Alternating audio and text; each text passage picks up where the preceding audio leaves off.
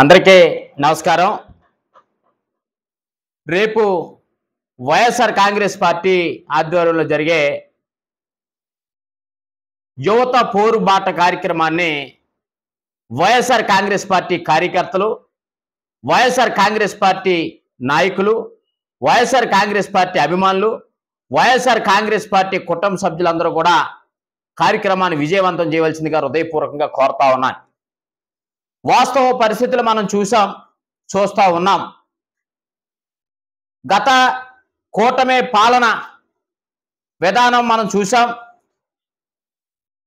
గత సంవత్సరం నుంచి కూటమి పరిపాలనని మనం చాలా దగ్గరగా చూస్తా ఉన్నాం।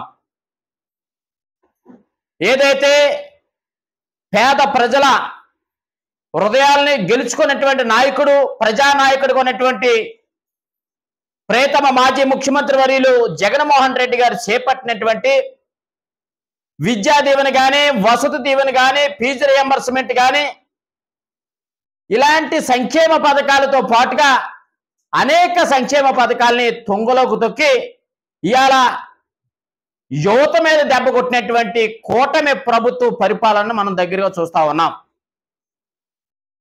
జగన్మోహన్ రెడ్డి గారి పరిపాలన జరుగుతున్నప్పుడు ఎవరైతే ఈ రాష్ట్రంలో ఫీజు కట్టలేనటువంటి పేద ప్రజలు ఉన్నారో, ఎవరైతే వెనకబాటు గురైనటువంటి పేద ప్రజలు ఉన్నారో వారందరినీ కూడా దృష్టిలో పెట్టుకుని వారిని మంచి చదువులు చదివించాలి, వారందరినీ కూడా డాక్టర్లు గాను, ప్రొఫెసర్లు గాను, ఇంజనీర్లు గాను, ఐఏఎస్ ఐపీఎస్ ఆ స్థాయిలో చదివించాలన్న గొప్ప సంకల్పంతో జగన్మోహన్ రెడ్డి గారు అనేక సంక్షేమ పథకాలు తీసుకురావడం జరిగింది।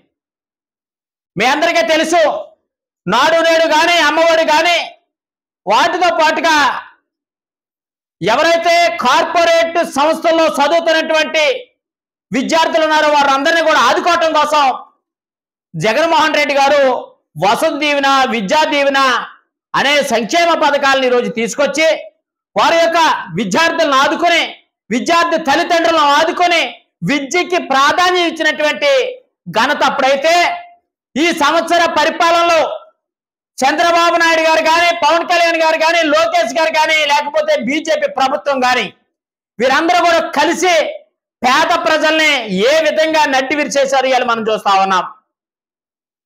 వైఎస్ఆర్ కాంగ్రెస్ పార్టీ చేపట్టినటువంటి అనేక పోరాటాల ఫలితంగా నిన్న అందరికీ ఇస్తున్నామని చెప్పి తల్లికి వందనం అనే కార్యక్రమం తీసుకొచ్చి పిల్లలు ఎంతమంది ఉంటాయో అంతమందికి కూడా సంక్షేమ పథకాలు ఇస్తున్నామని చెప్పి రకరకాల విధి విధానాలు పెట్టి మనం ఎంతమందికి ఇచ్చామో అంతమందిలో సగం తల్లులకి కట్ చేసి సగం మందికి ఇచ్చినటువంటి పరిస్థితిని మనం చూసాం। ఇవాళ చాలా మంది ఇబ్బంది పడుతూ ఉన్నారు। దాంతో పాటుగా ఒక పక్కన విద్యా దీవెన మీద దెబ్బ కొట్టడం కానీ, ఒక పక్కన వసతి దీవెన మీద దెబ్బ కొట్టడం కానీ, ఒక పక్కన పేద ప్రజల్ని నడ్డి విరిచేసే కార్యక్రమం ఇలా కూటమి ప్రభుత్వం తీసుకుందనే విషయాన్ని సందర్భంగా ప్రతి ఒక్కరు గమనించాలి।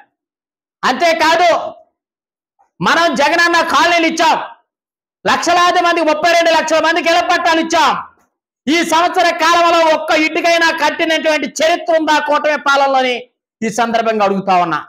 అయ్యేమీ లేకపోగా ఎవరినైనా పొగాకు రైతులను కానీ, మిర్చి రైతులను కానీ ఎవరినైనా పలకరింపుకి జగన్మోహన్ రెడ్డి గారు బయటకు వెళ్తా ఉంటే జగన్మోహన్ రెడ్డి గారిని అడ్డుకొని జగన్మోహన్ రెడ్డి గారిని అమ్మనా బూతులు తిట్టే సంస్కృతిని ఇవాళ కూటమి పాలన తీసుకొచ్చినటువంటి పరిస్థితి ఇవాళ మనం చూస్తా ఉన్నాం। ఒక పక్కన దగ్గర 40 సంవత్సరాలు రాజకీయం చేసినటువంటి, 40 సంవత్సరాల నుంచి రాజకీయాల్లో ఉన్నటువంటి ఒక రాజకీయ దురంధరుడిగా కొనసాగుతున్నటువంటి పెద్దలు బుచ్చే చౌదరి గారంట జగన్మోహన్ రెడ్డి గారి తల నరుక్కొచ్చేస్తారంట।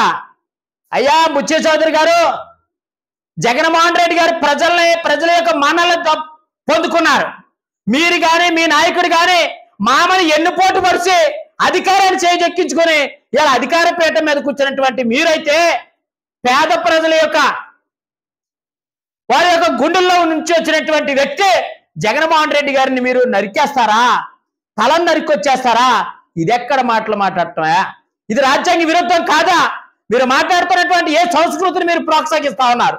రౌడీజం సంస్కృతిని ప్రోత్సహిస్తా ఉన్నారు ఈ సంవత్సర కాలంలో।